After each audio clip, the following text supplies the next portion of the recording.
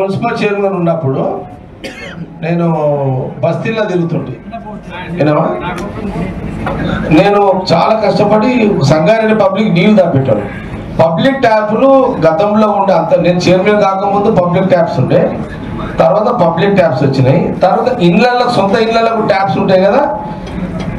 అసలు నేను చాలా పొద్దున్న లేవని తిరుగుతుంటే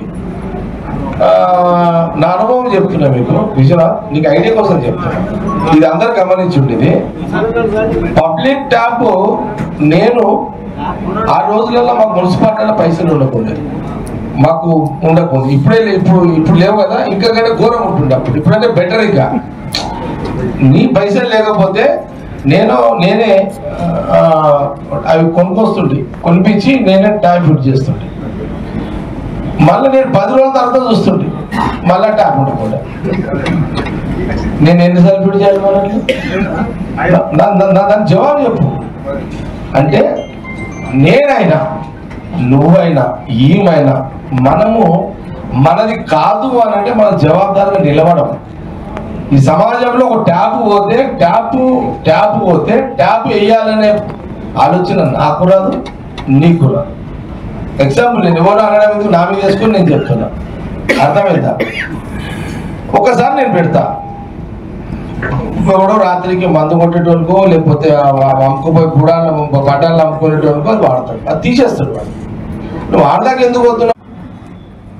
100 కోట్ల మున్సిపల్ ఇద్దరు మున్సిపల్ కానీ ఒకటేసారి కన్సల్టెంట్ అధికారులు అందరూ కూడా ఈ డిజైన్ చేయాలనేది నా ఆలోచన.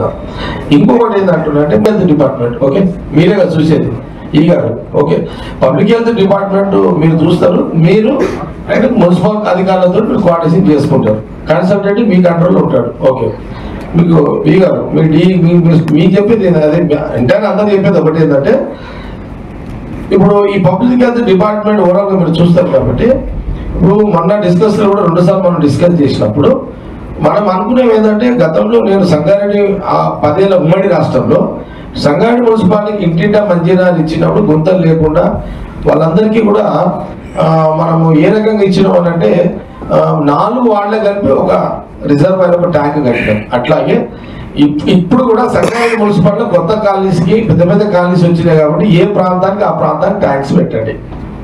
మీరు అంతా కలపకండి. ఇది మళ్ళా ఇప్పుడు సపోజ్ ఆర్డినెన్స్ ఫ్యాక్టరీ ఉంది, సపరేట్ అయింది. Manjira Nagar bank colony separate ఉంది. అంటే రామరాయ్ అదేంది ఆర్టీసీ కాలనీ అదొక పెద్ద కాలనీ అయింది. అవతల ఒక ఎంఆర్ఎఫ్ ఉంది, ఈతల ఒక ఎంఆర్ఎఫ్ ఉంది. FRS back side Rajampet back side దాదాపు 13-14 కాలనీస్ వచ్చినాయి, అక్కడ ఒక సపరేట్ ట్యాంక్ పెట్టండి.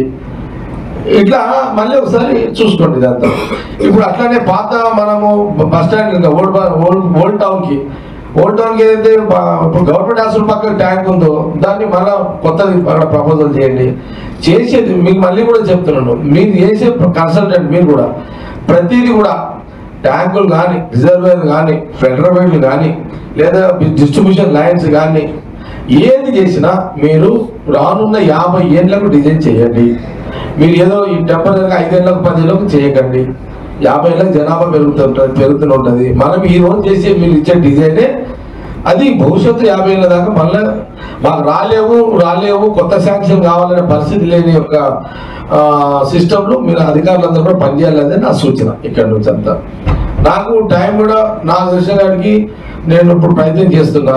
నేను పొద్దున్నే ఈ ముఖ్యమంత్రి గారి యొక్క పర్యటన చూసి వేముల నరేంద్రతో మాట్లాడినా. బహుశా 10-15వ తారీఖు వచ్చే నెల 10 నుంచి 15వ తారీఖు లోపల ముఖ్యమంత్రి గారి ప్రోగ్రాం చూసుకునే అవకాశం ఉంది. దామోదర్ గారితో కూడా మాట్లాడినా. సంగారెడ్డి నియోజకవర్గానికి సంబంధించి మన జిల్లా మినిస్టర్ దామోదర్ గారు కూడా చెప్పిన, ఇన్ఛార్జ్ మినిస్టర్ వివేక్ తో కూడా చెప్తాను. ఓకే వాళ్ళ పర్మిషన్ తోటి సంగారెడ్డి కాన్స్టిట్యూన్సీ సంబంధించి సపరేట్ ముఖ్యమంత్రి గారి ప్రోగ్రాం తీసుకుంటాము. ఈ లోపల మీకున్న టైం ఎంత? ఈరోజు డేటు ఈరోజు 16 అంటే మీరు 30వ తారీఖు లోపల ఈ నెల 30వ తారీఖు లోపల పబ్లిక్ హెల్త్ మున్సిపల్ అధికారులు మీరు కన్సల్టెంట్ అందరు కలిసి ఈ నెల 30వ తారీఖు లోపల మీరు అఫీషియల్గా మీరందరూ కూడా ఇది సబ్మిట్ చేసే పరిస్థితిలో ఉండాలి.